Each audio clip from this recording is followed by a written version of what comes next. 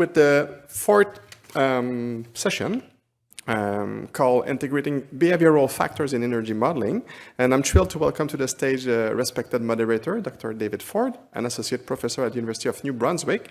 Dr. Ford's expertise encompasses a diverse array of subjects, including the history of the Canadian electric utility industry, in-depth studies in science, technology, and innovation policies. In his recent groundbreaking role, Dr. Ford is leading a digital sustainability initiative at UNB. Additionally, his involvement as a member of the EMH advisory board brings invaluable insights to our network. Please join me in extending a warm welcome to Dr. David Ford.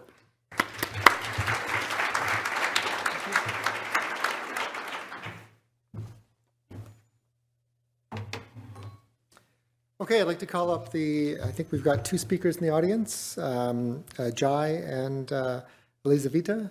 Please come on up. Join me up on the stage. And Charlie, is Charlie online? Yeah. Okay. Yes, great. Hello. Great, thank you. So this is a new frontier for us. This is a really important topic, behavior change and energy modeling.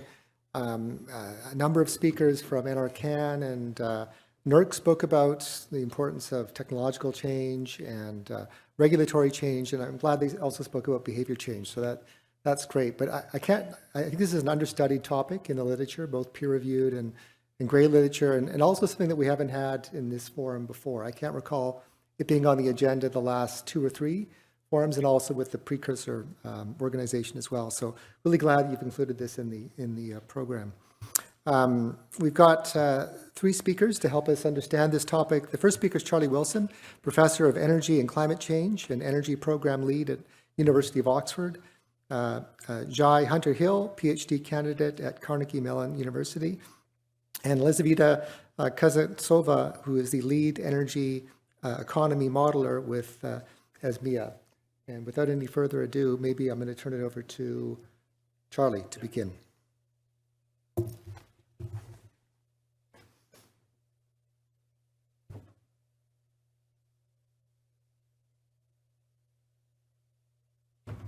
Good evening. So just to check, you can hear me and you can see my slides. Yes, we can. Excellent. So yes, apologies not for being there in person. It's a cold, wintry night in Oxford in the UK, and it was a bit too impractical for me to travel. But I'd like to share with you, well, there's a lot of project logos on this opening slide, because this is actually a body of work over the last sort of 5 or 6 years, working with collaborators in the global integrated assessment modeling community, particularly at EASA in Vienna, Austria. And our work has been on trying to do a better job at modeling behavioral and lifestyle change in models. So to start with a kind of hopefully a fairly obvious statement that behavioral and lifestyle change is both critical for net zero and ubiquitous in the real world. This is a widely shown graph in the UK, which was by the UK's Committee on Climate Change, where they, in their net zero analysis, showed that well over half of the measures necessary involved some level of behavioral or societal change. And this is pretty consistent with the IEA's net zero emission scenario as well. So we know it's going to be a critical part of the net zero story. We also know from a kind of growing body of empirical evidence that behavioral measures, such as the ones shown in this graph for transport, can have a big impact on mitigation potential. And in the recent IPCC report in Chapter 5 of the Working Group 3 assessment, they estimated these demand side transformations could deliver 40 to 70% of the energy reductions required, the emission reductions required, again, to stay on track for climate goals. So a common typology of distinguishing these behavioral measures is to distinguish between activity, structure, and intensity, which is a common decomposition of final energy or energy demand. And this ASI decomposition maps onto a common taxonomy for characterizing behavioral measures or interventions or policies which seek to either avoid, reduce activity, to shift, to change the forms of activity, or to improve, to reduce the energy needed per unit of activity. So you can see again the ASI taxonomy of behavioral measures. And it's really important not to reduce behavioral change down to equal just the avoid type measures, that those are ones that reduce the amount of activity. Behavioral change is also fundamentally about shifting and improving the activities and technologies that we use in our daily lives. And also, this is a sort of a pet obsession with mine, actually, that it's important to distinguish behavior change from lifestyle change. Lifestyles are very much an integrative concept which link different domains of behavior. So what I'm showing you here is based on a fairly extensive review of different lifestyle literatures that we carried out, where we tried to come up with a standardized framework for analyzing low carbon lifestyles. And it's got three main elements: low carbon behaviors, and these are across food, mobility, homes, and other domains of activity. The second element is low carbon cognitions, so our values and our beliefs and our intentions towards low carbon outcomes. And then the third important element is context, both material and social. So it could be, for example, the built environment, or it could be things like income or digital skills. And it's these three elements, behaviors, cognitions, and context, which constitute low carbon lifestyles. And I'll come back to this a little later on. So thinking about how we can model these, and again, I'm focusing on the global integrated assessment models or energy system models, but I think the principles hold for other kinds of models, that you can think about doing this in four ways. You can either model behavior and lifestyle change implicitly, or you can try and model it explicitly, where you discretely and identifiably resolve a behavioral process. And then you can either do it exogenously outside the model or endogenously within the model. So the most kind of common way this is done is the simplest approach, which is through an implicit and exogenous formulation. And this is where, for example, a scenario narrative is translated into a general modeling approach. And probably the most common one of these, certainly in the kind of long run mitigation pathways, which I work on, is that as GDP grows, because of positive income elasticities, energy services demand will also grow. So you see lots of graphs like this. These are long-term mitigation pathways from the IPCC's special report on 1.5 degrees. And you can see that over time, with some exceptions for the very, very ambitious scenarios, keeping us well below 1.5 degrees, you see that energy demand tends to rise over the course of the 21st century. And this is essentially driven by GDP growth, which is assumed in the scenarios and the models.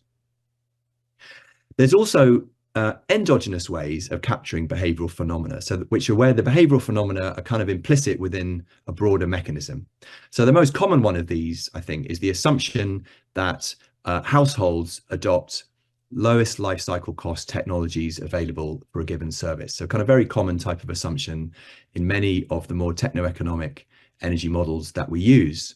So to take this example of studies looking at the transition towards EVs, this was actually one example of a study involving the global EMH model, an integrated assessment model, where we looked at the speed of the EV transition as a function of technological learning. So costs for battery electric vehicles falling as a function of cumulative experience. Again, very common kinds of assumptions in the model framework. Now, even though this might seem like a technological story, clearly you've got consumers making decisions about adopting EVs for better or for worse that are part of this modeling analysis. So that's the behavioral phenomena captured implicitly within a model process. Now, I've shown this in a slightly odd way on this slide for reasons that will become clear a little bit later. So those were simple examples of ways in which modeling captures behavior and behavioral change implicitly. But what about attempts to try and do that explicitly? So to move away from a sort of narrow techno-economic paradigm to try and explicitly capture behavioral phenomena. So again, probably the most common way this is done in the literature is exogenously through scenario narratives. So you have many degrees of freedom in scenario narratives. You can write lots of interesting dynamics with respect to lifestyle change and then try and translate those into parameters for the modeling. So the example I want to give is with a study that we published a few years ago called the Global Low Energy Demand Scenario. And what we did here is we wrote some very, very kind of detailed narratives about what a low energy demand future might look like in terms of behaviors, lifestyles, technologies, and business models. And we translated those narratives using the ASI decomposition into quantitative assumptions about the increase in activity required to deliver decent living standards in the global south, the changes in structure to deliver much more efficient forms of energy service provision. So, for example, shared mobility modes in the transportation system displacing private mobility modes, and also reductions in intensity by electrification of end use, by improved conversion efficiency, and so on. So we took these quantitative estimates of changes in these ASI components. So the changes in activity are shown in the blue bars in the 3 end use sectors in the bottom, and the changes in structure and intensity are shown in the orange bars. And these give rise to changes in final energy, shown in the light green bars, which we then fed as exogenous assumptions into the global model, which then solved for the energy supply mix, implications for land use change, greenhouse gas emissions, and so forth. So this was a classic kind of exogenous approach for translating lifestyle change into the modeling framework. But really where I think the research is most interesting and where I've been working a lot in the last few years is with this final cell in the 2x2, where you try and capture behavioral and lifestyle change endogenously within the model code itself. So one example, the simplest example, is a study we did on social influence. So I want to take you back to this slide that I showed you before, which was a modeling analysis of the speed of the EV transition. Now, we know from fundamental social science that this isn't just a story about technological learning. This is also a story about risk preferences and aversion to new technologies in a heterogeneous population of adopters. So those of you familiar with Everett-Rogers and diffusion of innovations will recognize this curve describing the different propensities of a population towards new innovations. And what happens in social systems is that information from early adopters is communicated to later adopters and helps reduce the perceived risks and uncertainties towards a new technology. So how did we take this and work it into a modeling framework? Well, we looked at the empirical evidence.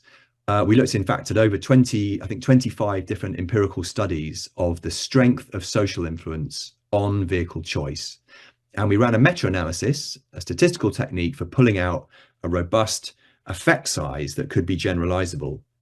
And we then fed that or used that in a modification of the global image model that I mentioned earlier, so that we could run not just analysis of the effects of technological learning shown on the left, but also the effects of what we called social learning showed on the right.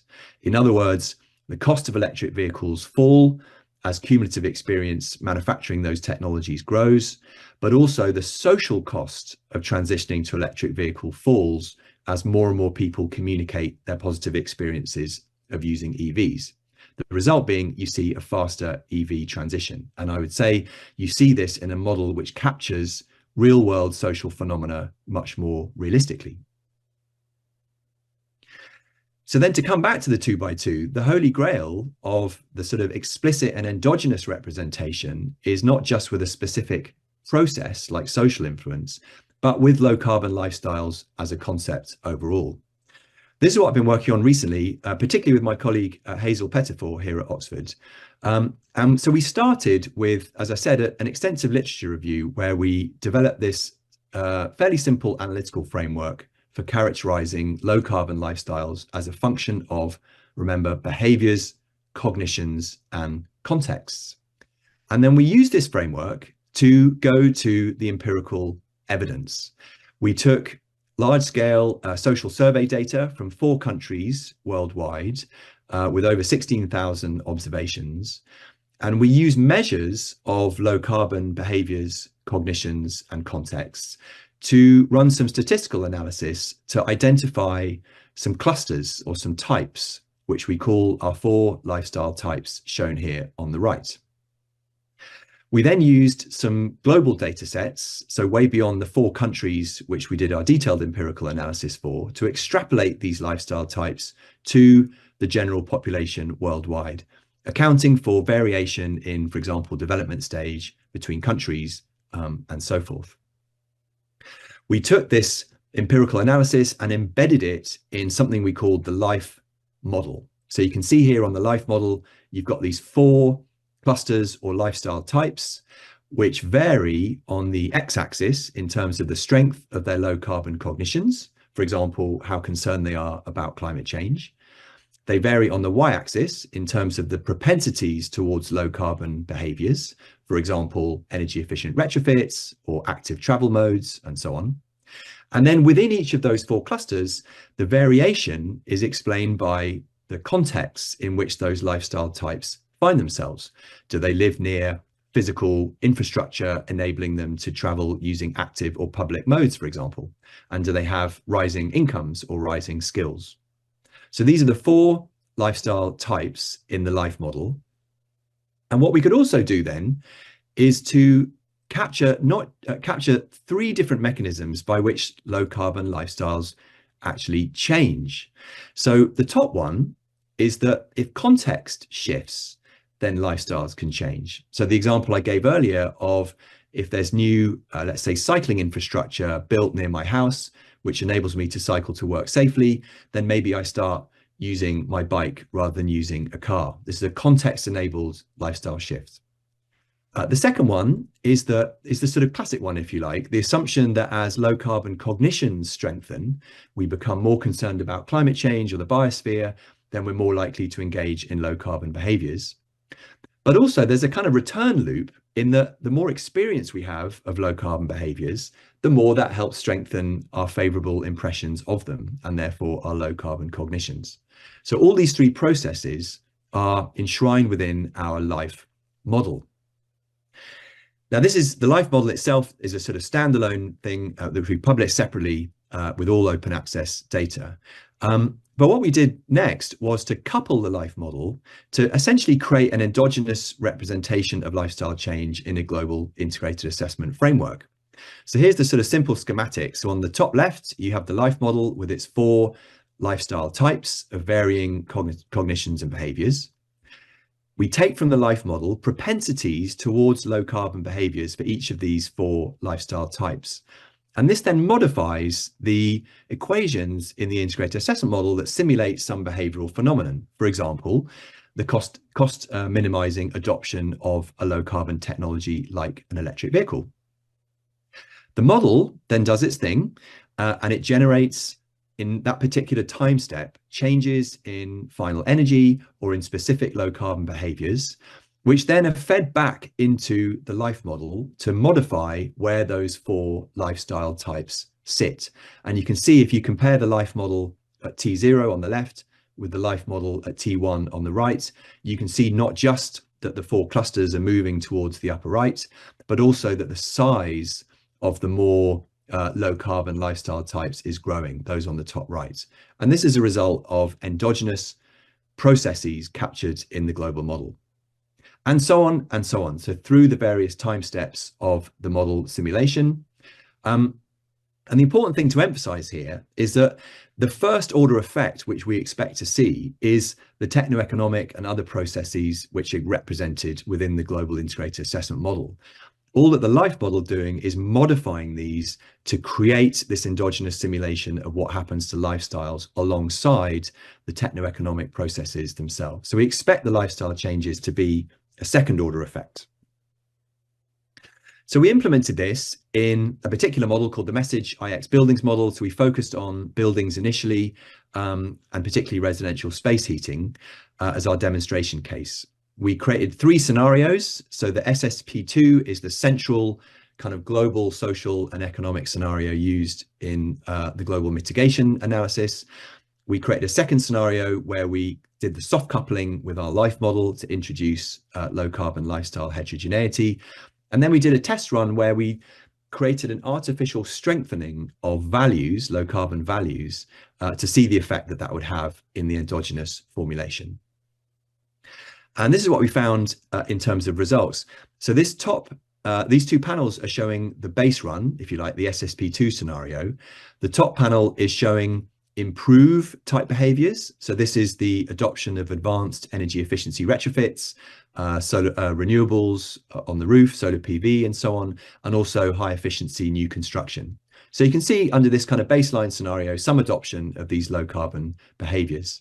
The bottom panel shows the avoid type behaviors. So this is reducing thermostat settings, for example, in order to save energy. Very low uptake in these scenarios due to the lack of incentives.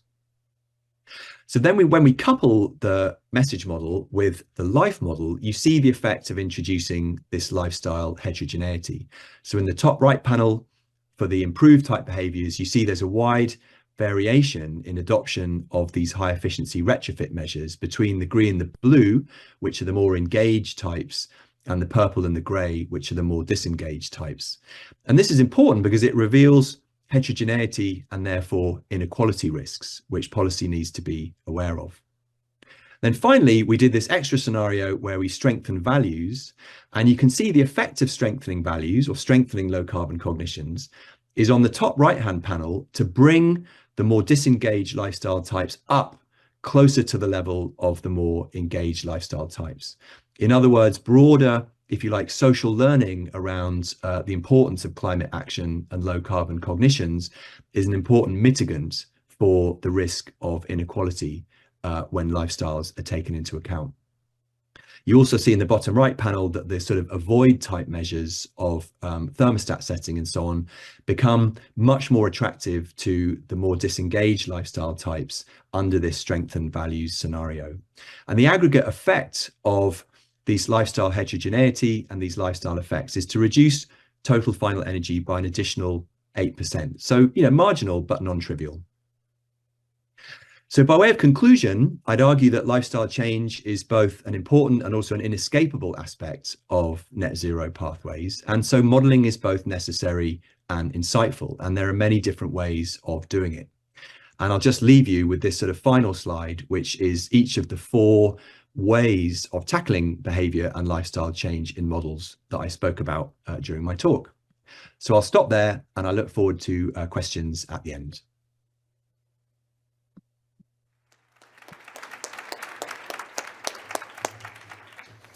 Thank you very much, Charlie. And I'm going to call up Jai to be our next speaker.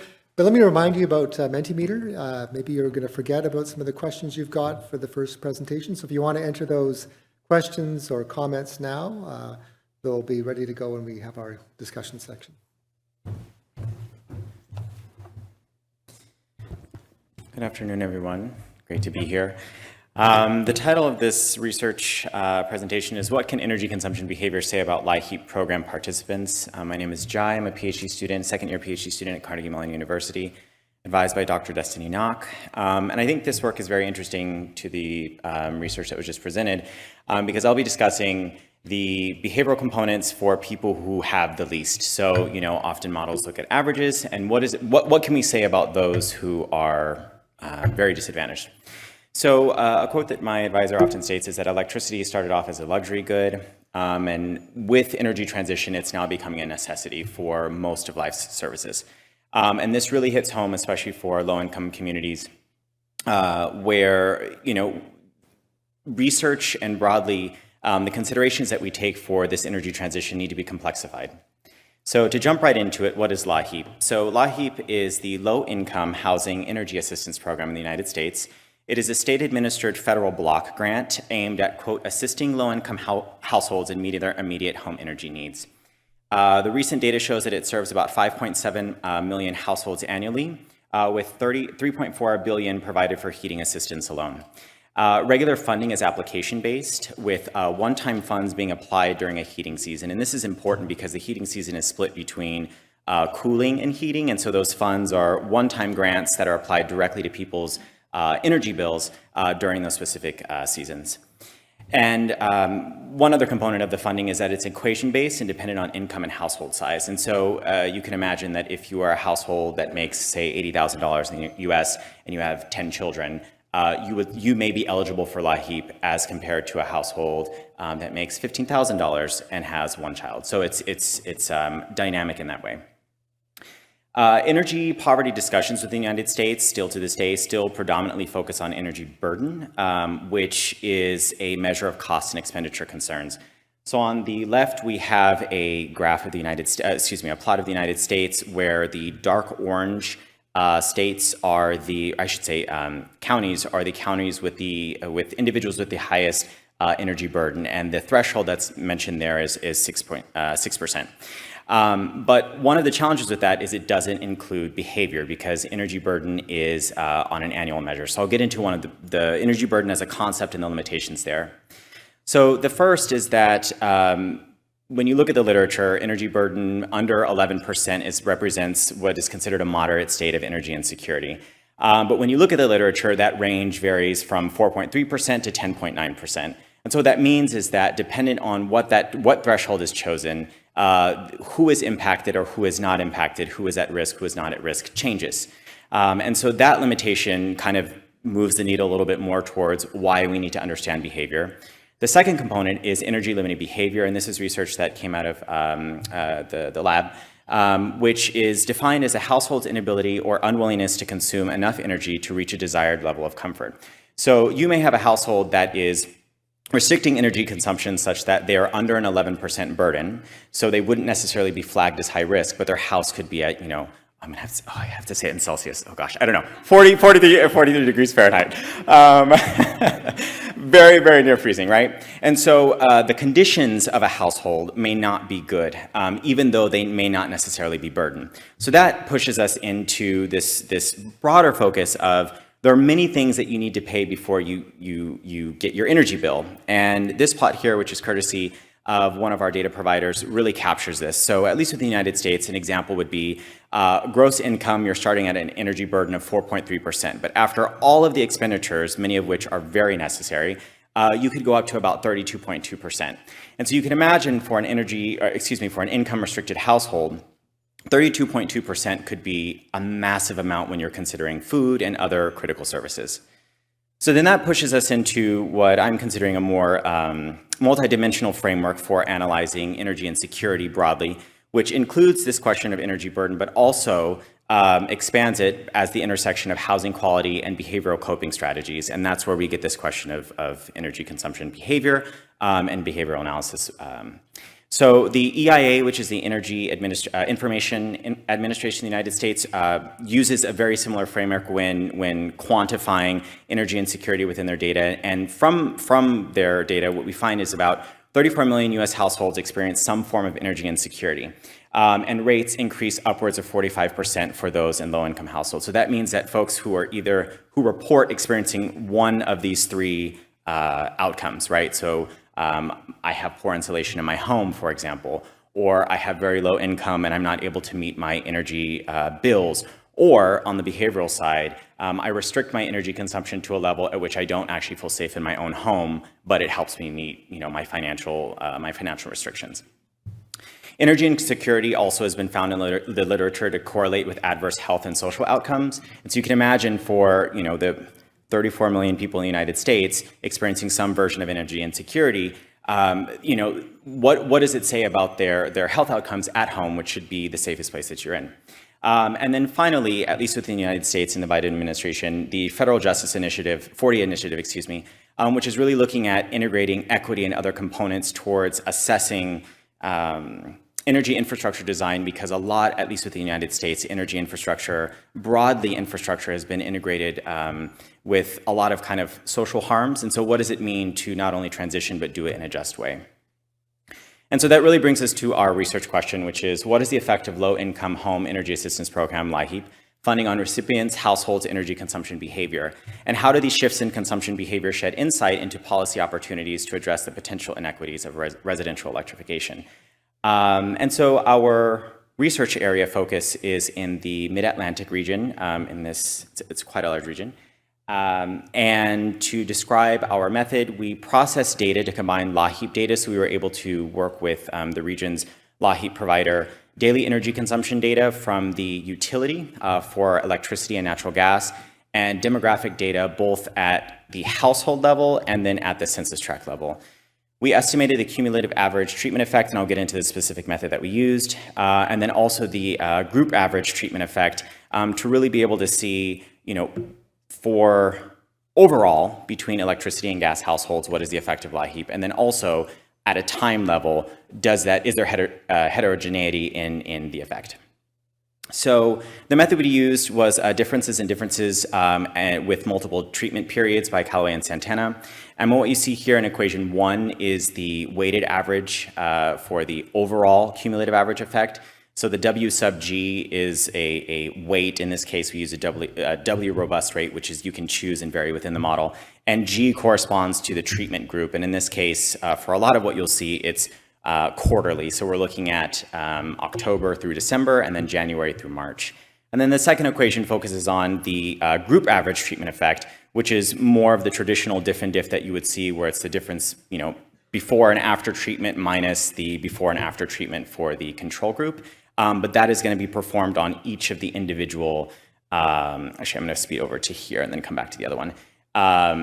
Each of the individual groups to get, for if they're treated in the early season, which is the what would be the fourth quarter, or the first quarter of the following year. So to explain that a little bit more, what you see in the black line is the control group, which we established within our data, and you have a treatment group 1 and a treatment group 2. And so these are going to be the group time effects, where traditional diff and diffs would have only one of those treatment groups. And so when you take the differences and differences between the treatment group 1 and the control group and the treatment group 2 and control group, you end up getting your delta 1 and 2, which is your group average treatment effects. And then when you take the weighted average of those two, you're going to get your overall. So I'll go back to, oops, will I go back? Yeah. So that's how you're getting equation 1 and 2 visualized within the application of the model that we used. So then this is a visual diagram of what we did. So on the left-hand side, you have the model processing with the various types of data input. We created a final panel, ran it in, and what you see here is a more traditional diff and diff equation, and then we backed out the parameters in which I just reviewed. So our results were quite interesting. So we found that for electrically heated households, they showed a 200% increase in energy consumption with roughly about 3,000 kilowatt hours per month increase as a measured effect of energy assistance. Whereas natural gas households experience only a 7% increase with about 169 kilowatt hours a month increase in energy consumption. So what we see here is a tremendous amount of heterogeneity, and we see that electricity households fare a lot better if we're assuming that increased energy consumption is a positive. And I'll just pause here because I think the prior presentation was very interesting in the fact that these are people who are like very much so in that context zone. I have a slide later on if there's a question on this, but these are people who are, at or below 150% of the federal poverty limit, which is around $15,000 on average a year. And so there are questions around rebound and things of that sort, but going back to that original point of energy burden, a lot of these folks are potentially people who are restricting their energy consumption to a single device, whether it be a heater, in some cases the literature has shown an oven. And so these increases really, to us, at least in our research, represent a benefit and a good thing. So then when we move on to our group average treatment effects, what we see is that heterogeneity across the treatment time. So again, the time period 1 and 2 correspond to the fourth quarter and the first quarter of the ensuing year, rounding out the full cooling season. And we see that for both natural gas and electricity heated households, there's an increase in the first quarter, so the second period. But again, we see that there's a massive disparity between the two. And I think the other thing that's worth mentioning is that because the cumulative average that you saw here was an average of these groups here, one could imagine that there could be, in one time period, an actual restriction of energy, which would be kind of reflective of an energy limiting behavior, and on the other side, in the later treatment period, having more consumption. But we see that for both, on average, there's an increase, which is very positive. And I think for policymakers is a really important thing to say that broadly, LIHEAP is a very important and effective tool in benefiting the livelihoods of people who are receiving this funding. So then we conducted two sensitivities. The first was where we varied the actual treatment period. So we go from, I mentioned G was treatment periods. In the green, which is the prior results that I showed, is 2, right, quarterly. In purple, we allow that variation to occur over every single month for which people were receiving treatment. So the denominator, so to speak, would go from 2 to 6.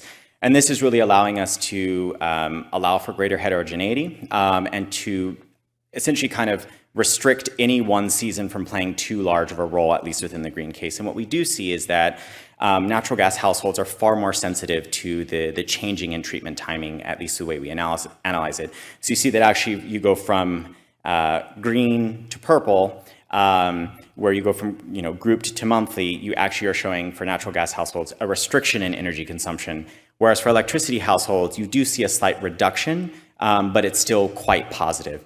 And so what really stands out here is that if more robust measures for energy consumption behavior, especially for the low-income households, are to be implemented or kind of, implemented at a federal level, how and when we conduct this analysis is very important because we can get different results, but also different communities or different types of households are very sensitive to these kinds of inputs.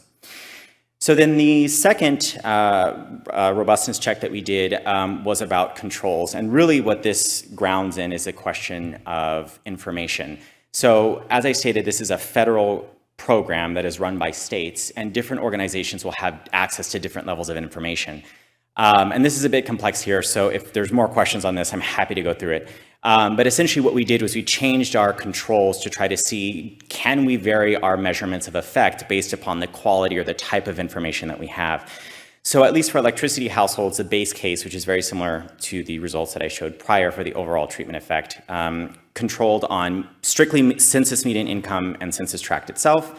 And we did a control where we did a mixed income, where for the treatment groups, we actually had household level reported income, annual income, and for control groups, we just had the census median income, and then also controlled for census tract. And what you see here for electricity households is a wildly huge sensitivity towards that type of control.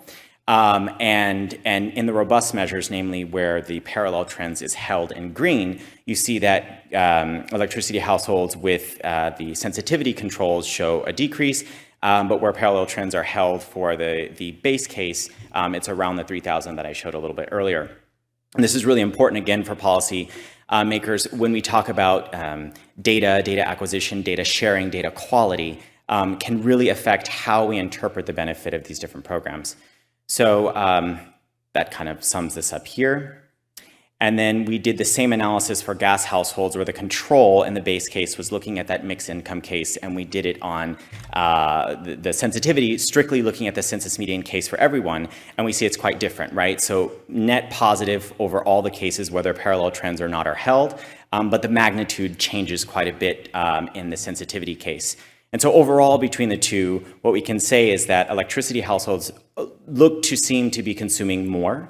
The order of magnitude, it's an order of magnitude larger in our kind of like final results, but we do see some sensitivity there if gas households were to be controlled for the median census income. But overall, the 2,000 seems to be quite a ballpark for both households, depending on which type of analysis that you do. So some of the limitations of the work that I think really kind of were born out of processing the data was that first, the selection of control population strictly on income. So you can imagine that we have, over, goodness, it's probably like maybe 40, 50,000 households. Even though the sample size in that you saw was really small, it was because we had to parse down to like a really small subset of like those who are receiving regular funding, et cetera, et cetera. But the selection of the control set is really, really critical within diff and diff studies, and we were really only able to control on income because that was the closest demographic piece of information that we had, both at a census level and at a household level, to be able to control. And so one of the limitations there is, again, a quality of limitation question. Labeling of electric versus gas-fueled households for control group, again, a piece of limitation in terms of information. There's really not a massive repository, at least that I know of in the United States, that households, like their heating type is known. We did some Zillow scraping, and it comes up like wildly different. So being able to really tightly control what households we are treating and who we are comparing to. And then the final two really get into this question of like the mechanisms of policy and how that affects analysis. And so the funding logistics and the actual means for which the funding is applied to accounts is super critical with understanding timing and understanding the dynamics of anticipation, which models like the one that I use can account for, but we didn't quite have information to include that. So overall, the conclusions is that LIHEAP funding leads to an increase in energy consumption, as I've shown. Funding timing is very important, whether it be in the early or late season, both for electricity and gas households. Increased coordination between LIHEAP and utilities will improve analytic outcomes and inferences, as shown in the sensitivities. And then finally, the analysis is highly sensitive to controls, which is really a consideration of data quality, information at hand, and the level of granularity that this analysis is performed. So overall, kind of a tone, oops, that was automated, for our lab is really taking a more broad and equity-based approach to energy, both from looking at the different trade-offs, behaviors, and so forth. So this is an image of our lab, the SPICE lab, and then acknowledgements, again, to some of our data providers and the funds for EMH for inviting us here. And then this is my contact and my advisor's contact, and then I think that's about it. Thank you.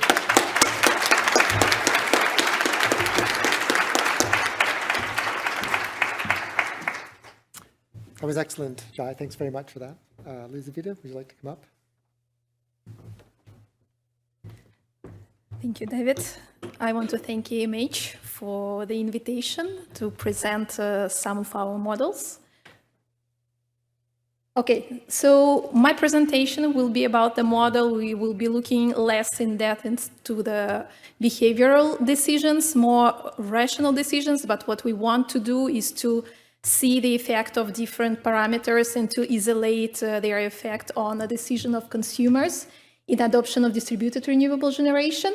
So the agenda of presentation is here. We will talk briefly about the model called Prosumerize, about the case study, and we will be focusing on 2 provinces here in Canada for more fun. We will talk about household decision-making patterns under different conditions, so increasing rates, with and without subsidies program.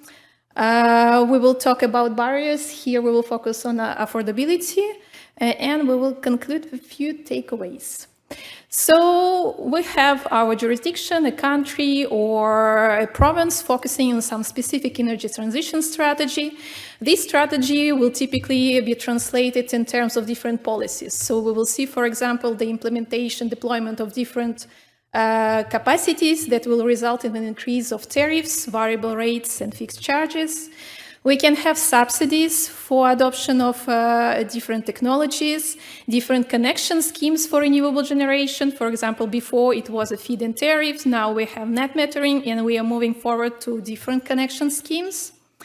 And different incentives. We can think about bill rebates that are already applied in Alberta or in Ontario for some consumers categories. So what the effect these policies will have on our individual households? So to address this question, we can use Prosumerize that can actually evaluate this effect in terms of decision-making at the household levels and adoption of different distributed generation and electric batteries. And what will be also the electricity management at the household levels, dependent on what kind of technologies the household will have. To know this, we can estimate different effects for jurisdictions. So we can look on what will be the total installed capacity of distributed generation.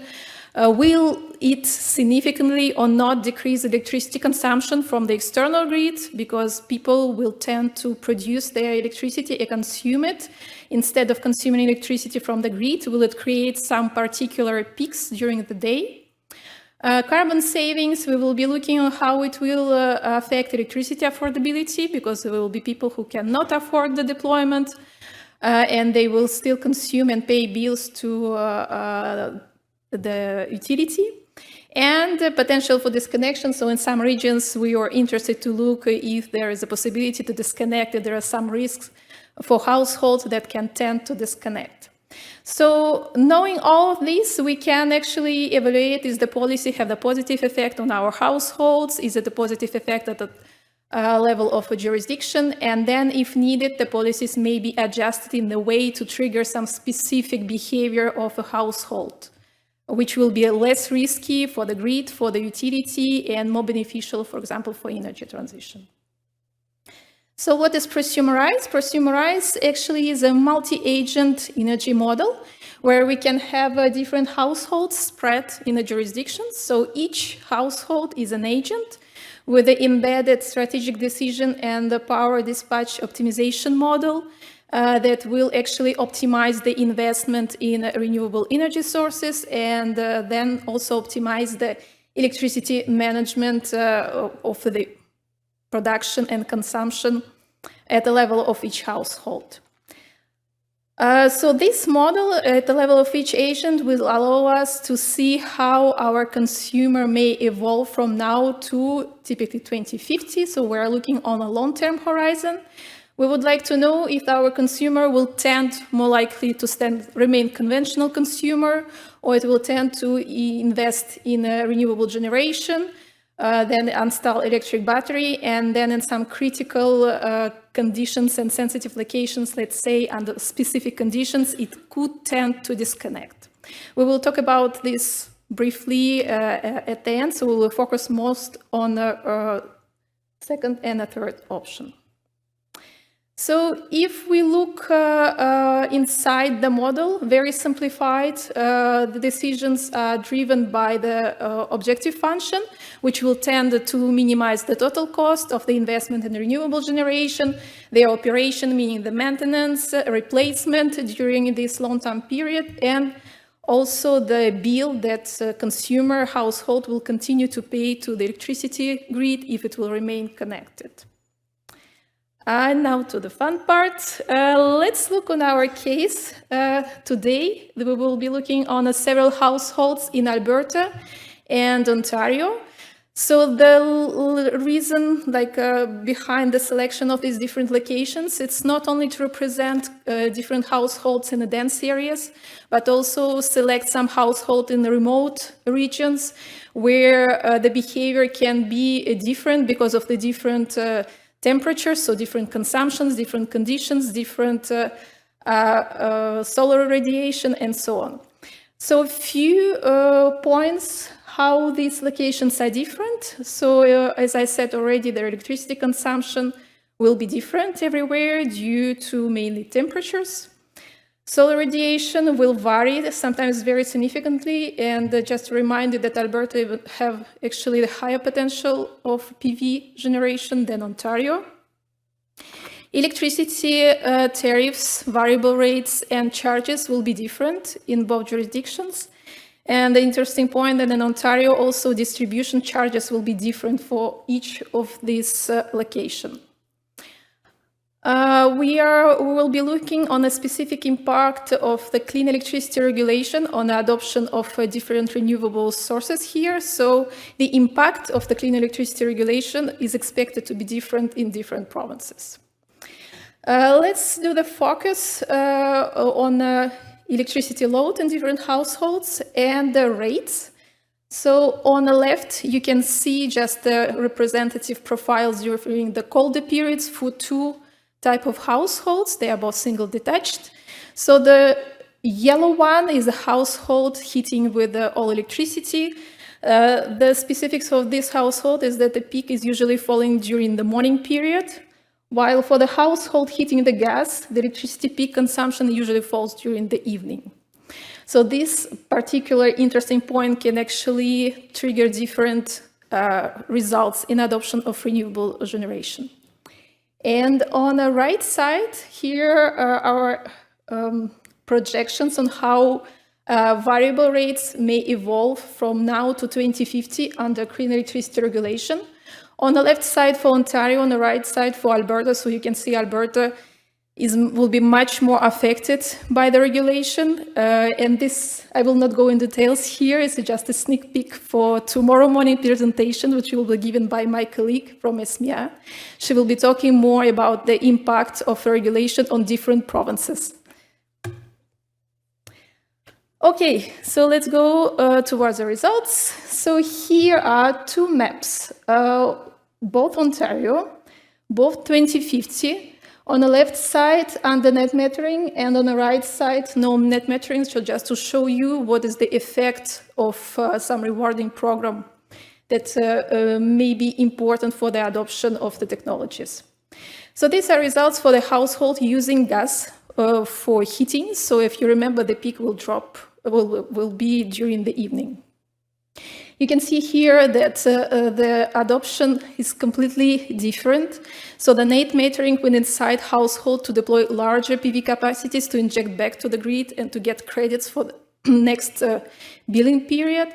While under no net metering, consumers will tend to deploy smaller PV arrays and complement them in some locations by the battery.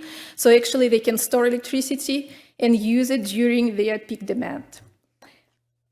Yes, just a few words. So the color means the type of prosumer. The green one is a prosumer with a PV array. The blue one is a prosumer with a PV array and a battery. And the size is actually related to the PV capacity. So the second slide is very similar to the previous one, but this one is for the household using only electricity for heating. You can see that under both net metering and no net metering, the adoption is very similar. Consumers with large consumptions, with the peak falling during the morning, when actually the PV is available, they tend to deploy larger PV arrays. So the major part of the consumption will be covered directly from the PV generation. And yes, so the adoption is very similar, sorry. Let's go now to compare results for two provinces, Ontario and Alberta. Here, for same-time households, that actually represents now the majority of the household, heating with a natural gas. And you can see how the adoption will be different for Ontario and Alberta. This is triggered by different factors. So first of all, Alberta expects a high impact from clean electricity regulation. So actually, the variable electricity rate will go faster. And at the same time, there is a higher PV potential in Alberta. This actually makes more profitable for households in Alberta to deploy larger PV array and install the electric battery in order to shift the electricity generation during the periods where they have high demand. So the total electricity bill during the year will be decreased. Few words about the adoption pattern. I imagine it's not very, no, okay, you can see it. Okay, first of all, without net metering. So here we wanted to show you just the effect of three parameters.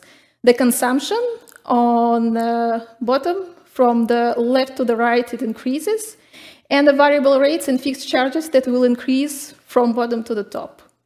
So you can see that with the increase of both variable rates and fixed charges, we have the consumers tending to deploy some PV generation, because at some point they decrease their electricity consumption, they have all energy efficiency options in place.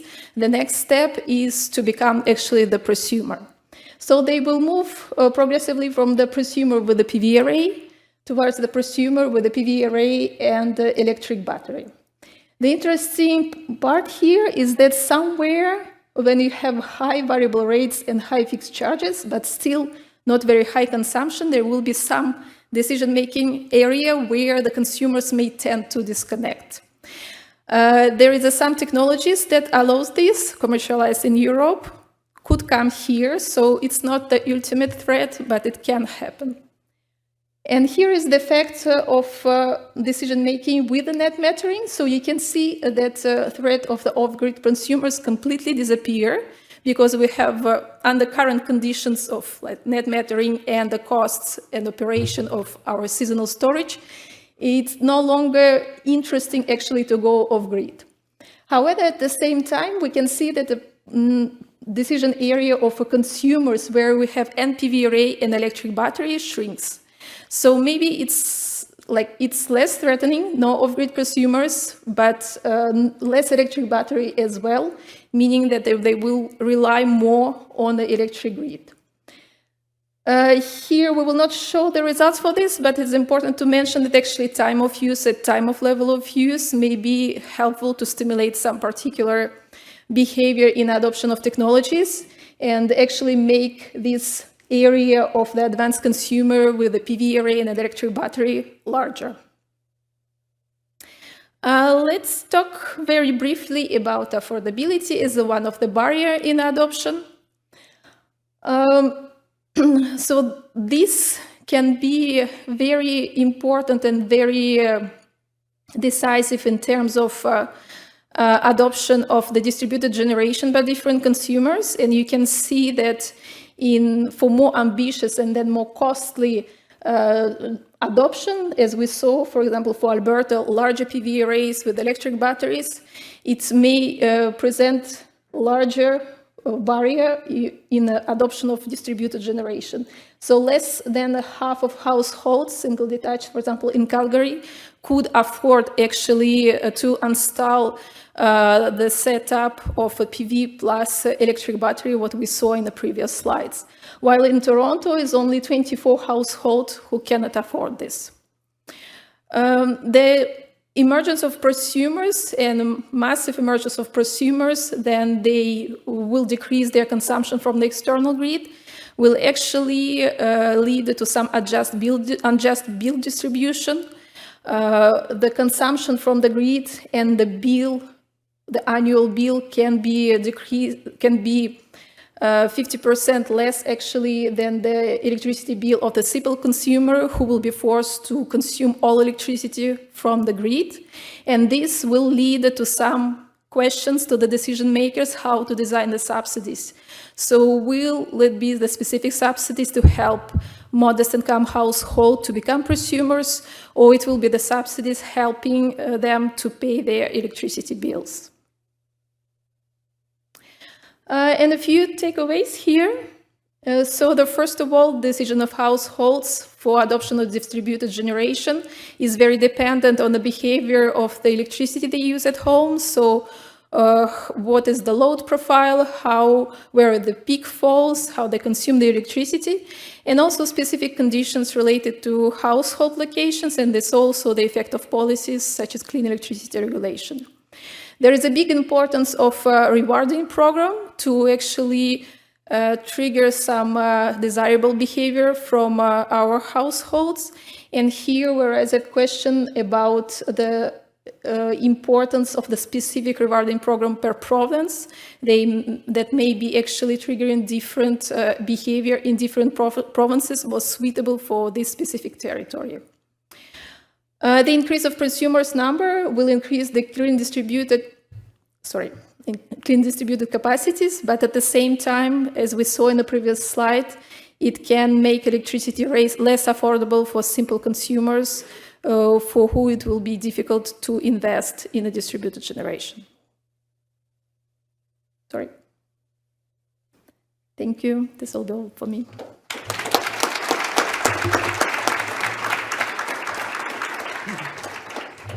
Great, thank you, Elizaveta.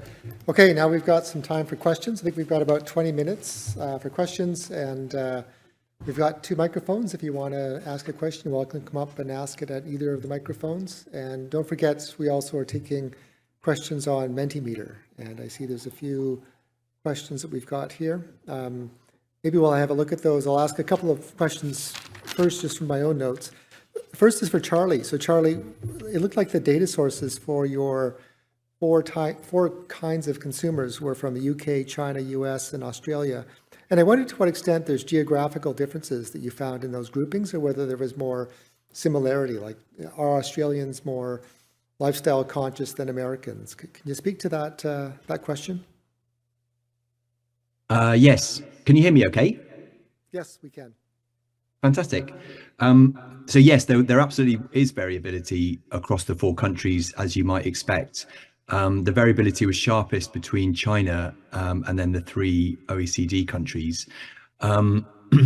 What we were trying to do was, and sorry, I should also say that the actual specific low carbon behaviors and the specific low carbon cognitions which were measured in each of those 4 countries' data sets was slightly different, because the surveys aren't standardized in all the different countries.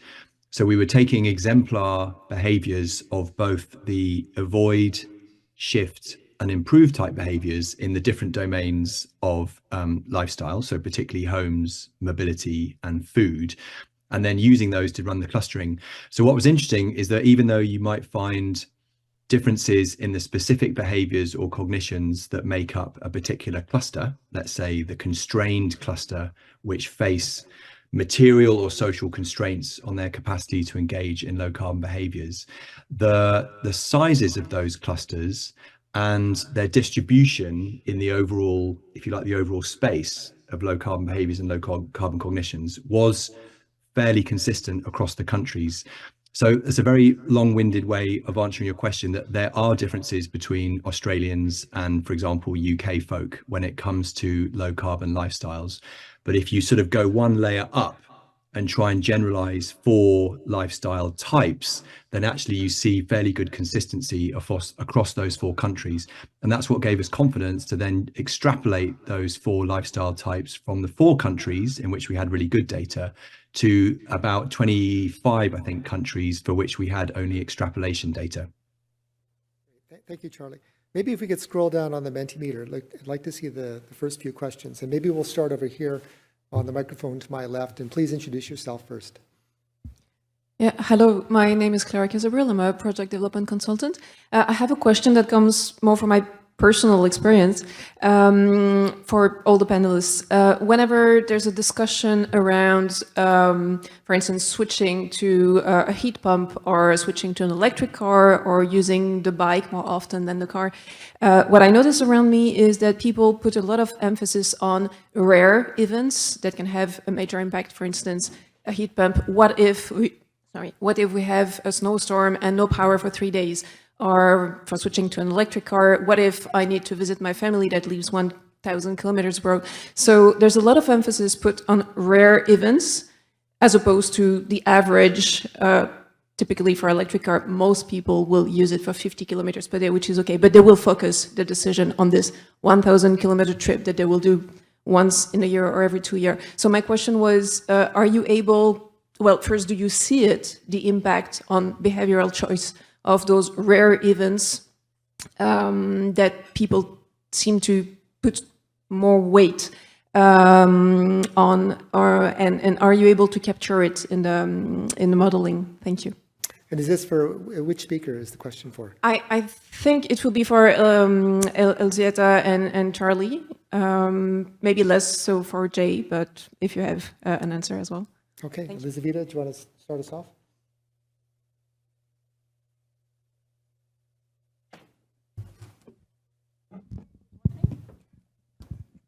Thank you. I'll try this one. Okay, yes, we're here. So my presentation was less about the adoption of heat pumps and switch from gas to heat pumps, but I can address this partially probably. So why we are focusing on the critical events is because probably you would like to have your heat at home, then you are all at home and the family, and you have these 2 days and it's very cold. So in this kind of adoption, this becomes very decisive. So you don't want to focus on the average, actually, events. You want to focus on what will be the critical events. You know that the temperature will drop eventually, and you want to be able to heat your home. So I think for the actually, this, like a household, it wants to be resilient in terms of, yes, heating the home. That I don't know if there, for the adoption, actually, if this parameter, is it right, what I'm saying, is it really so decisive? Okay, thank you. And Charlie, did you hear the question and do you want to respond to it? I did. Yes, I did. So I've got a quick response. The lifestyle change analysis we were doing was obviously very kind of highly aggregated. So we weren't able to capture specific perceived risk with rare events. But I mean, as an observation, there's obviously rare events that can happen to incumbent technologies that also disrupt the service which we're enjoying. So our internal combustion engine vehicle can break down. en route to visit our distant relatives, just as the electric vehicle battery might need recharging. And what's going on is that we tend to be, as sort of decision agents or consumer agents, we tend to be much more averse to unknowns. We're risk averse when it comes to unknowns. But once we've had experience of something, then generally positive information flows through social networks, and therefore the experiences can overcome those aversions. And this is exactly what I was showing in the study we did of social influence effects towards electric vehicles. That what social influence essentially does is it takes the experiences of early adopters, communicates them to later adopters, and makes those later adopters more comfortable with some of these risks, including the rare events that the speaker was asking about. And in the lifestyle change modeling that we were doing, one of the mechanisms of lifestyle change, we were specifically endogenously, so explicitly representing within the model, was this familiarity effect, whereby when you gain experience with certain low carbon behaviors, like adopting a heat pump, your cognitions or your values and your understanding towards those low carbon behaviors strengthens, and then that feeds or seeds further low carbon lifestyle change. So we did look at these kinds of things indirectly, but not explicitly. Great, thank you. Chai? No, you just have to keep talking, and It'll go. they will. So at least with regards to talks about a lot of low income are the other one. Okay. Are often not the decision makers for that transition. So for a lot of folks who live in public housing or who are living in apartment-like settings, it is the landlord or the owner that would be the one that is making that decision. And there's often this trade-off where if the landlord puts in a more energy efficient device, they're not the one that's going to be reaping the cost benefits of it. It's going to be the tenant, the low-income tenant. So I'd say at least for the population that we analyze, these kind of paradigms are kind of flipped on their head at times, where either they are not the primary decision makers for that type of energy transition, and or if they are, the cost constraints of it or where the market stands is quite a bit different. So my research doesn't really focus on that, but the intersection with the question is, at least from what I know in the literature as pertains to some of the research I was doing, these folks are not the ones that are actually making the decisions, especially if they, depending on the housing quality or the housing type that they live in. Great, thank you. Norman? I would first for Charlie, but I think it's relevant for the two, for Jay and Elisabetta. So you mentioned that essentially with considerable changes in behavior, you reduce by 8% only the energy demand. So is there a way to evaluate what would be the other gains that you make to kind of balance the value of this effort, or is this effort, how do we measure whether this is an effort that is valid to do? And maybe with the other, Jay and Elisabetta, the way you approach it, you might be able to see more the other benefits of doing it. But to me, it raises the issue of how much we want to put effort on changing behavior. Okay, how do we measure the benefits, Elisabetta? I think, yeah, it's probably more easy to address from the point of view of my model. I mean, more explicit in the sense because it's a cost-benefit analysis. So actually, the adoption is happening because the consumer would like to reduce the bill, reduce the cost of energy it's paying to the grid. And so actually it will install some PV, electric batteries, so eventually do everything that it will minimize the electricity bill from the grid.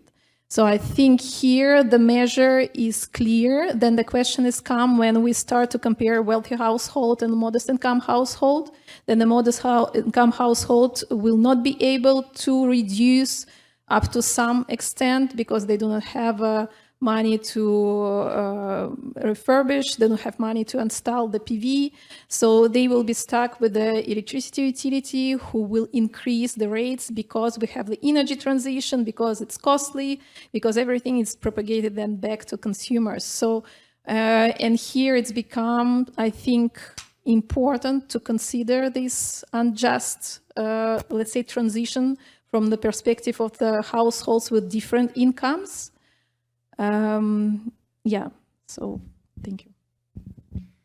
Yeah, I would say that this is where mixed methods, I think, really comes in handy with the type of research that we explore in our lab, because the benefits are quite qualitative, at least for low-income households, because you're to the point that I made in the presentation, the rebound effect doesn't always, or the kind of negative perception of the rebound effect doesn't necessarily hold for people who already may be severely under restricting their energy consumption. And so this is where interviews and other qualitative methods come in to assess and try to understand what these increases in energy consumption can mean. Roughly, I did a back of the envelope calculation, and for electricity households, even though it's doubling their energy consumption, it's about 11 hours a day of increase of, say, if they had a heat pump using that, which would mean using it in the evening hours to the early morning hours, right? And so you could imagine if you have a household that's extremely restricting their energy consumption, they're actually able to use energy at a time for which may be critical for them or their children.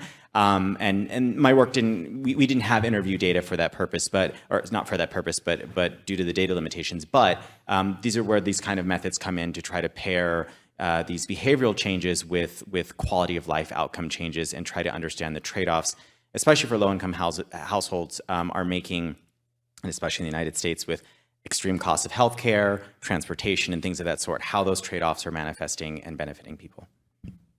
Thank you. And Charlie, do you want to reply to Norman's question about how to measure impact? Yes, just quickly. I think I echo the two speakers on the panel. I mean, ultimately, the questioner's question was: is it worth it? Is it worth spending this time and effort trying to get a better handle on these behavioural phenomena?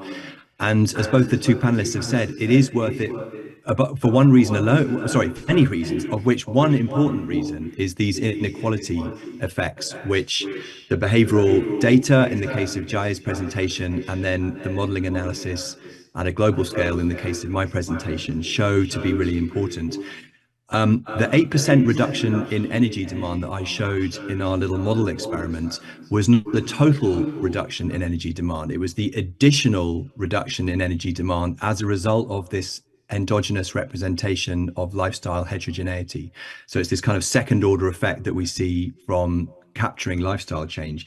But importantly, the really kind of key insight was that the lifestyle check, the opportunity to align with low carbon behaviors with many co-benefits, including cost savings and health benefits, is not equally distributed. You have some lifestyle groups which are left out or marginalized from those opportunities, particularly due to the kind of income constraints that Jaya was talking about and that are also implicit within our modeling. So yes, I definitely think it is worth it for those reasons alone. You can have much more sensitized and refined policy insights as a result.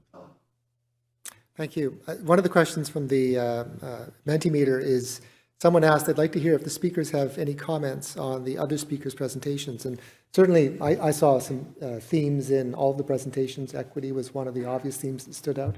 Does anyone want to talk about sort of connections that you see between your presentation and the others? Jai, do you want to start? Yeah, I'll say, I think I mentioned this in the presentation. I was quite fascinated about the framing of context in making energy transition decisions. That was in the presentation prior. And I think when you're looking at folks who are consuming, and when I ran my data, it's like a fifth of what the average population is consuming, or excuse me, their income annually. You start getting these very interesting outcomes, and people are making these trade-offs. As I stated prior, with healthcare, with transportation, with childcare cost, that are difficult to quantify, but they manifest in terms of behavior. And I think Elisabetta brought up the really interesting point that I think my research also kind of dovetails into is this techno-economic cost question. Because in the energy transition, you will have a group of people, and these dynamics are what hold, at least in the United States, I'm not too sure in Canada, but the people who are left behind on natural gas infrastructure are research has shown is slated to potentially face higher fees because these utilities want to continue to recoup the money on the infrastructure that they've already built. And so you could imagine that in 5-10 years from now, if LIHEAP funding does not change, the dollar value that these households are receiving may actually be less because their bills may be higher as a result of everyone else transitioning off natural gas to electricity. So you kind of have this subtext of an implicit transition of inequity for those who are already not making that much. And I think the cost component of what you said was really, really impactful and definitely resonated with some of the interests that I have as well. Thank you.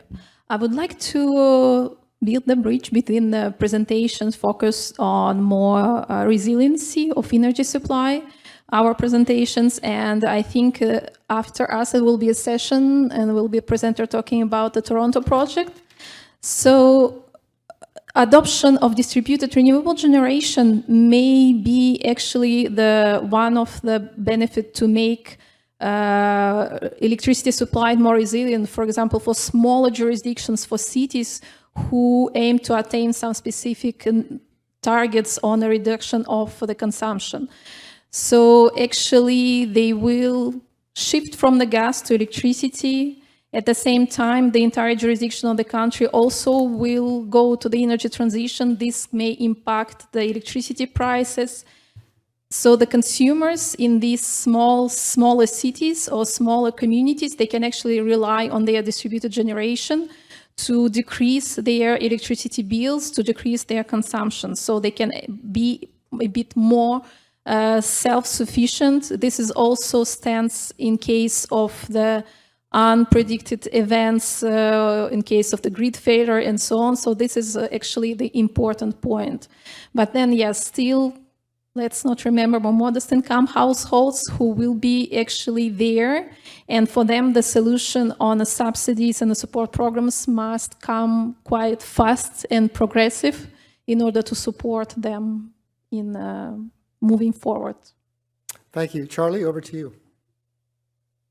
Yeah, just very briefly to sort of build on what Jai was saying, that I found it fascinating that we, in very different approaches, he was using empirical data, statistical models fitted to those, and I was using, statistical models fitted to empirical data on lifestyles, but then coupled into this big, sprawling global integrated assessment model.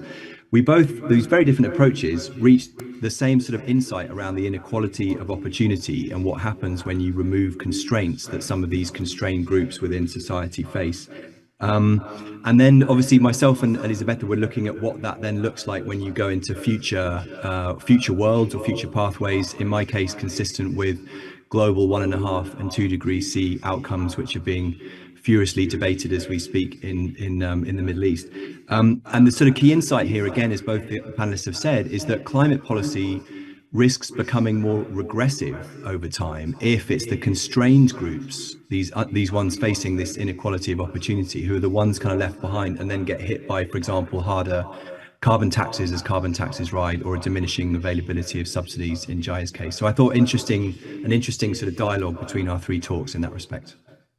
Great, thank you. We've got 2 minutes left, so now it's time for the lightning round with unfair questions to try and answer in 1 minute. So, Jai, the first unfair question's for you. What are the policy implications of your research? What should we do in Canada based on what you've learned? Yeah, and I saw that on the clip here, and I was like, I should have read a little bit more about energy assistance within Canada. But what I can say broadly is that heterogeneity is a really important thing to account for. I think that there are startups in the United States that are looking to model energy consumption for low-income households, for different populations broadly, and not accounting for heterogeneity, I think leaves open gaps and potentially critical gaps when you're thinking about questions of equity. So what I would say in the Canada context is heterogeneity. Focus on it. Okay, great, thank you. Charlie, another big question for you. So how do you strengthen low carbon cognitions? How do you do that? So very briefly, the direct approach would be through whether it's campaigns, awareness building, advocacy, social mobilization, and all of the sort of things we see growing around us as people become more sensitized to the importance of climate action and the risks of inaction. There are also sort of many mechanisms from the diffusion studies about how to kind of propagate messaging through social networks, to use opinion leaders and extension agents and those kinds of things, which can all help build the strength of people's cognitions, beliefs, values, and so forth towards the importance of climate action. And I hope that the third way in which you can do it, which is for climate impacts to become more and more severe, won't be as necessary as those other two. Great, thank you. Edward, can I take a minute and be unfair to Elisabetta? Okay. So, Elisabetta, one of the things I was shocked to see Alberta at 27 cents a kilowatt hour. I think that was the number. That's a really high number in terms of the rates. And I think the implication was that net metering means fewer advanced prosumers in Alberta. Am I right? Is that a takeaway, or did I get that wrong? Okay, so first, the takeaway, let's not blame clean electricity regulation. This must be considered as a trigger that reveals actually the fact that maybe the cost allocation and the rate design is not optimal in Alberta. So we are doing the projections under the current rules of rate design. It could be less if reallocated differently. Okay. If it's more favorable for residential than for others. Heard it here first. And another takeaway, then Alberta actually tends to deploy, it's more ambitious deployment with more PV and more electric batteries because they have electricity rate will still increase faster than Ontario. Ontario is much ready for clean electricity regulation. So actually to decrease their bills, they will tend to deploy more and to have the electric batteries so they can actually be more flexible and reduce as much as possible the electricity bill, because also net metering becomes not very interesting then you have a so large increase of the rates. So this is also the question how the connection scheme may be different. Is a net metering, like the rewarding, the rebate for the next billing period remains the same? Could it be increased? Could they, for example, stay on a time of use tariff while connected PV and then do the decision making of the energy management under the time of use without switching to tariff, like in Ontario they are now doing, so they need to change time of use to the fixed rate. Okay, thank you. Please join me in thanking our three fine speakers. Thanks very much.